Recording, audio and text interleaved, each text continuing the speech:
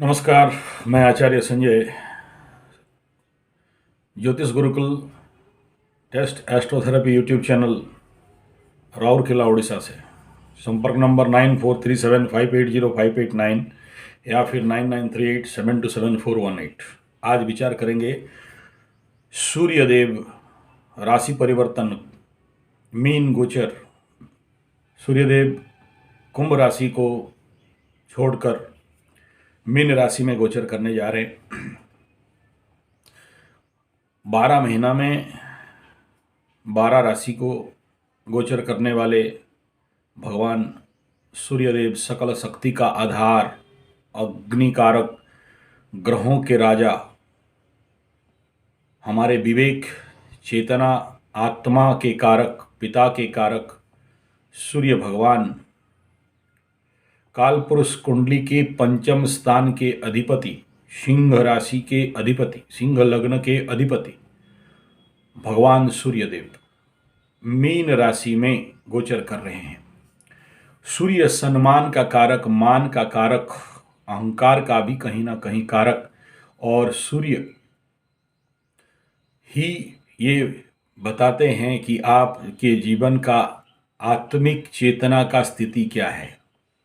तो यह सूर्य 14 मार्च, किसी पंचांग में 15 मार्च को बताया गया, मीन राशि में गोचर करेंगे। मीन राशि में जब भी सूर्य जाते हैं या धनु गुरु के 2 घर पे जब भी शनि गुरुदेव सूर्य का गोचर होता है, खर माह कहा जाता है। इसमें शुभाशुभ कार्य को वर्जित किया गया।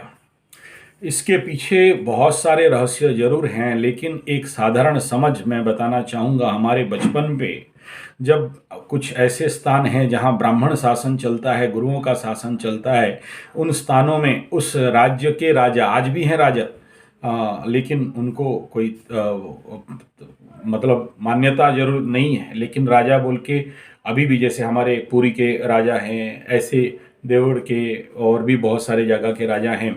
तो राजा जब भी ब्राह्मण शासन में जाते हैं तो ब्राह्मण शासन के बाहर अपना चप्पल जूता खोलते हैं, गाड़ी से उतरते हैं, अस्त्र शस्त्र को त्याग करते हैं और फिर ब्राह्मण शासन के घर, गुरु के घर जाते हैं। और यानी ये होता है, इसका मतलब कि राजा इस समय पावर पे नहीं रहते हैं, यानी उस प्रकार के दंडाधीश या जो तेज, या ऐसे कहा जा सकता है कि जो राजा का राजदंड उस समय गुरु के हाथ में चला जाता है।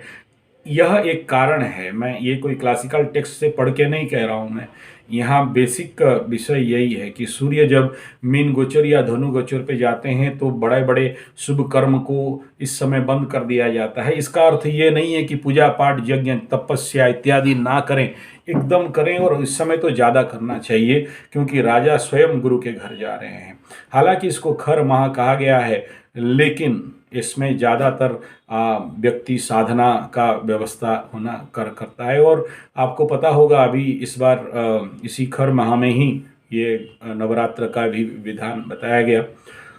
और ये संक्रांति, सूर्य संक्रांति, नेचुरली संक्रांति का दान जो भी करना या पूजा पाठ करना, संक्रांति स्नान, ये सब थोड़ा सा हालांकि 14-15 को बताया जा रहा है, लेकिन 16 को पूर्ण लग्न इसका होगा जिसमें आप लोग स्नान वगैरह, दान वगैरह करेंगे। तो सूर्य का राशि परिवर्तन का जो प्रभाव है ये मीन राशि में, और उसके बाद बुध भी मीन राशि में आ जाएंगे। और ये मीन गोचर, स्वाभाविक बात है, ये मीन राशि आध्यात्मिक राशि, मोक्ष का राशि और कालपुरुष के आखिरी राशि, और ये कालपुरुष कुंडली का पैर को भी सूचना देता है। और ये एक जलीय राशि है, तो जल में अग्नि जाए तो क्या होने वाला है आप सोच सकते हो। और नेचुरली, और उसमें फिर 3 नक्षत्र पे चलेंगे। उसमें एक गंडमूल नक्षत्र भी रहेगा, जहाँ कहा जाता है गंडमूल स्थिति के जो डिग्री है, अंश हैं, वहाँ सूर्यदेव रेस्ट करते हैं, ऐसा कहा गया। और साथ में बाकी जो 2 नक्षत्र है उसमें एक शनि का भी मध्य नक्षत्र आ जाएगा रेवती से पहले पहले। तो ऐसे नक्षत्र में शनि का गोचर रहेगा। और नक्षत्र फल 3 नक्षत्रों का अभी उतना आवश्यकता नहीं है, केवल हम राशिफल को सूर्य के गोचर के अनुसार अध्ययन करें तो पहला क्या फल दे सकता है सूर्य अभी। सबसे पहला मेष राशि के लिए बात करते हैं। मैं बहुत ज़्यादा इसमें एलाबोरेशन या आगे नहीं बढ़ाना चाहूँगा बात को, मेरे भी आज टाइम नहीं है। हम लोग चल रहा है, आप देखे होंगे मेरे यूट्यूब चैनल के माध्यम से बहुत सारे कार्यक्रम चल रहे हैं। बहुत से ऐसे लोग बाहर से आए हुए हैं, उनका ग्रह शांति यज्ञ हवन इत्यादि का काम था और आज उन सब का कुछ का विदाई हो गया। कुछ लोग हैं अभी जो शिविर चल रहा है, अगला फिर नवरात्र का शिविर के लिए भी कई लोग बाहर से आने का ऑलरेडी रजिस्ट्रेशन कर दिए हैं। तो आप लोग भी जो नवरात्र में साधना शिविर पे 9 दिन का हवन पूजा पाठ यज्ञ कर्म इत्यादि करना चाहते हो, जप अनुष्ठान इत्यादि करना चाहते हो, भिन्न प्रकार के बाधा इत्यादि को दूर करना चाहते हो, तो आप मैं नंबर ऑलरेडी दे चुका हूँ, उसमें आप व्हाट्सएप करके रजिस्ट्रेशन करके आ सकते हो। हमारे यहाँ जो साधना केंद्र है और यहाँ डॉर्मेटरी टाइप है रहने के लिए, और हालांकि लो प्रोफाइल का, हाई प्रोफाइल वाले ज़्यादा पैसा वाले वो बड़े बड़े होटल हैं, वहाँ रह सकते हैं, लेकिन हमारा साधारण आदमी के लिए व्यवस्था है। तो चलिए बात करते हैं मेष राशि। मेष राशि का लिए सूर्य भगवान 5th लॉर्ड हैं जो जा रहे हैं 12th हाउस में। तो नेचुरली जब 12th हाउस में चलेंगे पंचमाधिपति द्वादश भाव में, तो स्वाभाविक मेष राशि के लिए तो ये बहुत अच्छा कंडीशन तो नहीं कहा जाएगा। और मुख्यतः पंचम का जो अधिपति जब द्वादश में आएंगे, सबसे पहला स्वास्थ्य के लिए नेचुरली बहुत अच्छा मेष राशि वाले के लिए ये जो पहला 15 जो टाइम पीरियड है मीन गोचर पूरा बहुत बढ़िया नहीं रहेगा। तो स्वास्थ्य के लिए थोड़ा सा सावधान रहें। और जो मेष राशि वालों का छात्र शिक्षा में थोड़ा परेशानी होना स्वाभाविक दिख रहा है, रिजल्ट बहुत अच्छा नहीं कर पाएंगे। उसके बाद मेष में गोचर के बाद वो ठीक हो जाएगा। शत्रु बाधा होने का भी संभावना है, लेकिन द्वादश में सूर्य रह के षष्ठ स्थान को दृष्टि करेंगे तो रोग रिपु ऋणकों से भी बचाएंगे जरूर, लेकिन संभावना बहुत ज़्यादा इसमें नहीं कहा जाएगा। इस समय आर्थिक व्यवस्था इन्वेस्टमेंट थोड़ा सा बच के रहिए। रोमांटिक 5th लॉर्ड 12th में, तो लव सिस्टम बहुत ज़्यादा अच्छा होगा ऐसा नहीं दिख रहा है, तो इसमें भी थोड़ा सावधानी। और दूसरा कि आँख के ऊपर थोड़ा सा इस समय ज़्यादा ध्यान देना चाहिए, क्योंकि आँख का कारक भी हैं और द्वादश में इस प्रकार का क्रूर ग्रह का आना, और फिर ये नेचुरल इधर जब मीन में सूर्य भगवान जाएंगे तो मेष राशि वाले आगे राहु पीछे सूर्य और ये पापकर्तर स्थिति में फंसेंगे, तो प्रेशर रहेगा उनका लाइफ में। और बाकी हेल्थ का बता दिया। इकोनॉमी तो मैं इस समय कहूँगा ही खर्चे थोड़ा सा बढ़ेंगे, कहीं से नहीं दिख रहा है कि आ जाएगा बोल के। दूसरा बात करते हैं वृष राशि। वृष राशि वालों के लिए ये बहुत अच्छा गोचर रहेगा। वृष राशि का 4th लॉर्ड जा रहे हैं 11th हाउस में। 11th में किसी भी ग्रह का गोचर बहुत अच्छा फल स्वाभाविक देता है। सुख में सुख बढ़ने का संभावना है, लाभ आने का संभावना है, ससुराल पक्ष से भी कुछ लाभ मिलने का चांस है। भूमि भवन वाहन का भी 10 में से लेकर चतुर्थ स्थान को दृष्टि होगा, तो माँ के प्रति थोड़ा सा सावधान रहना जरूरी है। लाभ होना ही होना है, इच्छा पूर्ति का स्थिति दिख रहा है और सुख पाने का भी संभावना है। पढ़ाई में भी बढ़िया वृष राशि वालों के लिए ले देके ये बढ़िया है, लेकिन उधर राहु भी है तो ये विचारणीय विषय जरूर है लग्न के ऊपर। अब बात करते हैं मिथुन राशि वालों के लिए। 3rd लॉर्ड तृतीयाधिपति दसम स्थान पे जा रहे हैं और मिथुन राशि का जो 3rd हाउस मित्र का स्थान है, भाई का स्थान है, छोटा यात्रा का स्थान है। और तृतीय में सूर्य जब तृतीयाधिपति जब दसम स्थान पे जब जाएंगे, स्वाभाविक दसम गोचर बहुत अच्छा है, लेकिन इस समय थोड़ा सा आपको आलसी दे सकते हैं। स्वभाव में थोड़ा सा कहीं क्रूरता आ सकता है। पराक्रम कहीं ना कहीं कुछ समय बढ़ेगा, कुछ समय घट के रहेगा। कार्य तो बहुत रहेगा, रोजगार में आपको सफलता भी मिलने वाला है और जिम्मेदारी आपके अंदर बढ़ने का संभावना बहुत दिखाई देता है। और इस समय सुसमाचार मिलने का भी समय है और आपका भ्रमण योग दिख रहा है, यात्रा कुछ बढ़ जाएंगे। व्यवसाय का में लाभ का भी स्थिति है, मान सम्मान बढ़ना स्वाभाविक दिखाई दे रहा है। और एजुकेशन भी बच्चों के लिए बहुत अच्छा स्थिति इसमें रहेगा। स्वास्थ्य मिथुन राशि वालों के हालांकि ढैया चल रहा है, इसके बावजूद मैं कहूँगा कि स्वास्थ्य में कुछ बढ़ोतरी होगा ही होगा। अब बात करते हैं कर्क राशि वालों के लिए। 2nd Lord in ninth house भाग्य स्थान पे जा रहे हैं, तो कर्क वालों का भाग्य पे जरूर यहाँ उन्नति दिख रहा है। नाइन्थ हाउस में धर्म स्थान पे तो धर्म का भी बढ़ना दिखाई दे रहा है। संबंध लेकिन थोड़ा सा उसमें झमेला रहने का आसार है, कुछ झगड़ा झंझट भी बढ़ सकता है, इसके लिए आपको सावधान रहना चाहिए। धन क्षय धन खर्चा का भी संभावना थोड़ा सा दिख रहा है इस समय, और आलसीपन बढ़ेगा। इन्वेस्टमेंट इस समय थोड़ा सा बच के ना करें। अब कर्क के बाद बात करेंगे सिंह वालों के लिए। तो सिंह राशि, सिंह लग्न वाले, सिंह लग्न वालों के लिए ये थोड़ा सा समस्या का पीरियड रहेगा, क्योंकि अपने से प्रथम भाव फर्स्ट और लग्नेश अपने से अष्टम स्थान पे जा रहे हैं। तो ये महीना थोड़ा सावधान, चोर चपेट एक्सीडेंट मृत्यु तुल्य पीड़ा का स्थान है। ऐसा नहीं कह रहा हूँ सबको मिलेगा कि ऐसा होगा बोल के, मुंह वेद का भी फल है, लेकिन हेल्थ अच्छा रहेगा ऐसा मैं नहीं कहूँगा। गाड़ी चलाने में थोड़ा सा सावधानी बहुत ज़रूरी है, और इस समय कहीं ना कहीं से थोड़ा सा फरेब का भी सामना आपको, धोखा का भी सामना हो सकता है, तो थोड़ा सा सावधान। लव अफेयर्स उतना बहुत अच्छा नहीं रहेगा, आपको इसमें अपना हेल्थ के प्रति ज़्यादा ध्यान देना है, और जो भी करेंगे लॉ एंड ऑर्डर के अंदर ही करें, लॉ एंड ऑर्डर से बाहर के इलीगल काम के पीछे ना जाएं। तो ये इस समय थोड़ा सा मैं ले दे के हेल्थ के ऊपर ही बात करेंगे।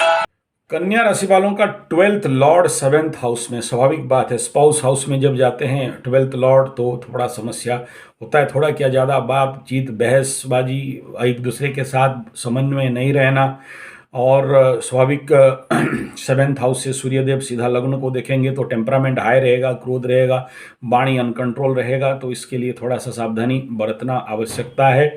शिक्षा क्षेत्र बहुत ज़्यादा अच्छा यहाँ मैं नहीं कहूँगा। हेल्थ कन्या वालों के लिए ये महीना भर, उसके बाद तो गुरु आ जाएंगे, तो कन्या वालों के लिए बहुत अच्छा समय आ जाएगा, क्योंकि 7th गोचर सूर्य का और द्वादशाधिपति होके, तो स्वाभाविक हेल्थ एस्पेक्ट, वाणी एस्पेक्ट और बिजनेस एस्पेक्ट पे इफेक्ट तो होगा जब, तो इसलिए थोड़ा सा इस क्षेत्र पे सावधान रहेंगे। शॉर्टकट में बता रहा हूँ, बहुत ज़्यादा एलाब्रेशन इस बार नहीं कर पा रहा हूँ। उसके बाद बात करते हैं तुला राशि वालों के लिए। तो तुला राशि के षष्ठ स्थान पे सूर्य भगवान, तो नेचुरली क्रूर प्लानेट छठा स्थान पे जब भी जाते हैं, तो तुला राशि वालों का छठा स्थान पे, तो ऐसे सबको पता है सूर्य का 3 और 6 और 10 और 11 का गोचर बहुत अच्छा रहता है। तो स्वाभाविक बात है तुला राशि वालों के लिए चोर चपेट रोग रिपूर्ण क्षेत्र में एक सुरक्षा है, और इस समय धन का भी अच्छा स्थिति स्वाभाविक बात है दिखाएगा, और शत्रु भय शत्रु पीड़ा से भी इस समय आपको मुक्ति मिलेगा। इन्वेस्टमेंट के लिए भी बहुत अच्छा है, नया काम स्वाभाविक बात है। हालांकि तुला राशि वालों का ढैया चल रहा है, अंत अवस्था में है, लेकिन एक राहत का स्थिति इस समय रहेगा। और हेल्थ एस्पेक्ट में, इन्वेस्टमेंट एस्पेक्ट में और लोन इत्यादि एस्पेक्ट में बहुत अच्छा है। छठा स्थान में आपका नेचुरली आपका एनर्जी बढ़ता हुआ आपको इस महीना अनुभव होगा। अब बात करते हैं वृश्चिक राशि। वृश्चिक राशि का 10th लॉर्ड 5th हाउस में जाएंगे, तो नेचुरली क्रिएटिविटी के क्षेत्र में आपके लिए बहुत अच्छा है। व्यवसाय में लेकिन थोड़ा सा बहुत ज़्यादा बेनिफिट तो नहीं मैं कहूँगा, नुकसान का स्थिति दिखा रहा है। लव और प्रेम और हृदय का स्थान पे अगर कहा जाए तो love is not in good condition for वृश्चिक राशि।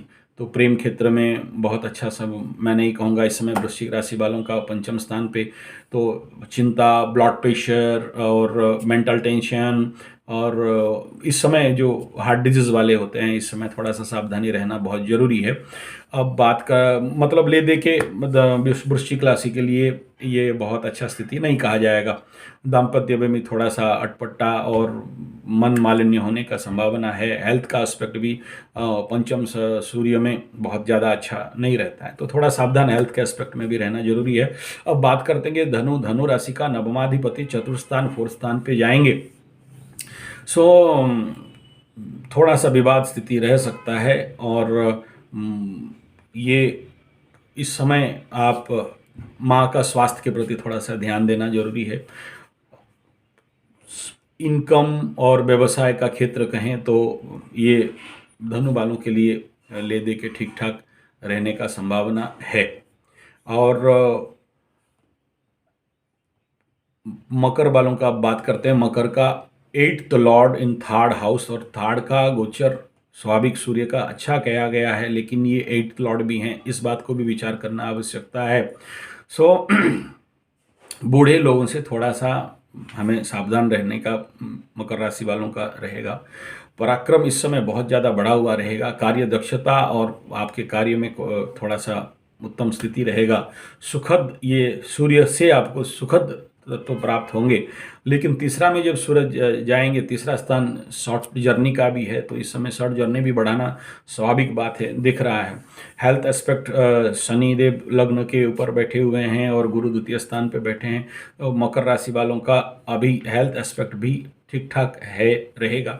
बहुत ज़्यादा समस्या मकर वालों का नहीं दिख रहा है। हाँ, इस समय कर्क वालों का थोड़ा सा तबीयत के ऊपर एस्पेक्ट मैं ज़्यादातर देख रहा हूँ, जितने सारे आ रहे हैं। और मकर का इन्वेस्टमेंट इस समय किया जा सकता है, मतलब एक अच्छा स्थिति सूर्य से ये एक महीना दिख रहा है। और कार्य क्षेत्र में भी आपका उन्नति और बढ़ोतरी होगा। और तृतीय स्थान में रह के अष्टमाधिपति नवम स्थान को भी आपका दृश्य करेंगे, देखेंगे या एस्पेक्ट जाएगा, तो भाग्य का भी आपको सपोर्ट स्वाभाविकतः मिलने का संभावना है। और इसके भाग्याधिपति आपका बुध बनते हैं, लेकिन ये सूर्य का ही मैं बात कर रहा हूँ। तो उसके बाद बात करते हैं हम लोग कुंभ राशि वालों के लिए। कुंभ में थे सूर्य, तो इस समय आपको थोड़ा सा टेम्परामेंट हाई, क्रोध, एंगर दे रहे थे। आपका द्वितीय स्थान पे जाएंगे तो कुंभ वाले, स्वाभाविक बात है, वाणी के प्रति सावधान रहना चाहिए, आंख के प्रति सावधान रहना चाहिए। और कुंभ राशि का 7th Lord in second house, तो नेचुरली बिजनेस के प्रति थोड़ा सा सावधान होना बहुत ज़रूरी है। विवाद, थोड़ा सा संभावना, आपके वाणी के लिए वाणी कंट्रोल कर लेंगे, सारा ठीक हो जाएगा।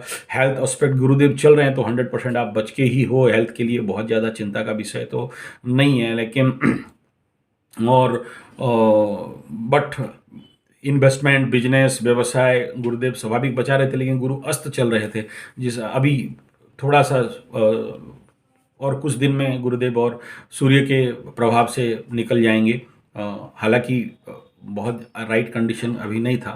तो नेचुरली मैं कहूँगा इस समय कुंभ राशि वालों के लिए एक बेस्ट स्थिति कहूँगा। मीन राशि, तो 6th लॉर्ड इन योर लग्न, तो स्वाभाविक बात है इस समय आपके अंदर सूर्य, क्रोध, तेज, एंगर का संभावना ये रहेगा। और बीमारी बढ़ सकता है इस समय, तो इसलिए थोड़ा सा सावधान रहेंगे। बुखार टाइप का बीमारी, टेम्परामेंट, टेम्परेचर के ऊपर बीमारी, बात बाणी में थोड़ा सा कमी, मतलब ये बौखलाहट थोड़ा सा मीन राशि वालों के लिए दिख रहा है।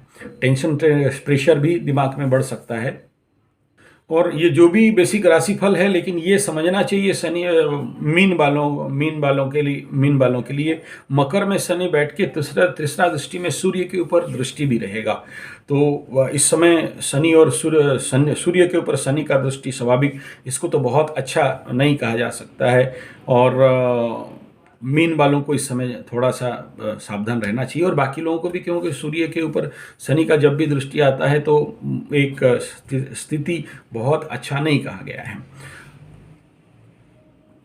और ये भी स्वाभाविक बात है कि अगर एक और पार्ट से हम देखें तो सूर्यदेव मीन राशि में गोचर को बहुत अच्छा नहीं कहा गया, जहाँ जिसके भी कंडीशन पे ये मुख्य स्थान, पैर का स्थान में राजा जाए, ग्रहराज सूर्यदेव जब जाते हैं, तो इस समय पापी, भ्रष्टाचारी और जो चोर टाइप के व्यक्ति हैं, जो इलीगल काम वगैरह करते हैं, उनके लिए ये ट्रांजिट बहुत सपोर्टिव रहता है। और इस समय ये थोड़ा सावधान रहना सबके लिए ज़रूरी है। चोर का भय रहना, चिंता, मेंटल टेंशन, प्रेशर, ये होना स्वाभाविक रहता है। और जब भी गंडमूल नक्षत्र के और सूर्यदेव चलते हैं, तो नेचुरली यूनिवर्सल लेवल में ये समस्या तो देता है। लेकिन ये ज्ञान का भी प्लानेट, ज्ञान का भी राशि है, तो यहाँ ज्ञान का भी, वर्धन का भी दिखाई दे रहा है। लेकिन ये शनि, सूर्य के ऊपर शनि का दृष्टि, तो सोचिए गवर्नमेंट सूर्य और शनि जनता, तो उसके ऊपर इफेक्ट स्वाभाविक बात है। जनता यहाँ अशांत रहेंगे यूनिवर्सल लेवल पे। और इस समय मीन एक जो स्वाभाविक राशि है, अंतिम राशि है, मुख्य का राशि है, ब्राह्मण का ब्राह्मण तत्व ब्राह्मण को समझाता है, और ये स्वाभाविक उत्तर दिशा को भी बताता है, और स्त्री कारक भी है। और ये नेचुरली इंड द गंडांत पार्ट भी कहा गया, धर्म स्थान भी कहा गया। मीन को एक मंदिर का भी दर्जा दिया गया है। तो यहाँ जो जब सूर्यदेव आ रहे हैं तो अच्छा तो है आध्यात्मिक लेवल के लिए, लेकिन जो लोग सांसारिक लेवल पे बात करते हैं उनके लिए नेचुरली थोड़ा सा समस्या तो है ही। और यहाँ सूर्यदेव का जो काम रहता है हम सबके अंदर, क्योंकि शनि का दृष्टि में भी हैं, तो धर्म को ही वर्धन करने का बात करते हैं। तो ये ले देखिए आपका सूर्य देव का मीन राशि गोचर का विषय था। आशा करता हूँ वीडियो अच्छे लगे तो लाइक शेयर कमेंट सब्सक्राइब जरूर करिए, और वीडियो को शेयर करें। और पूजा पाठ यज्ञ हवन इत्यादि, जिस ग्रह शांति यज्ञ, रुद्राभिषेक, चंडी पाठ, चंडी यज्ञ, या कुंडली विश्लेषण, या एस्ट्रोलॉजी सीखना, इस हेतु आप लोग संपर्क कर सकते हैं हमें 9437580589 या फिर 9938727418 पे। धन्यवाद, नमस्कार।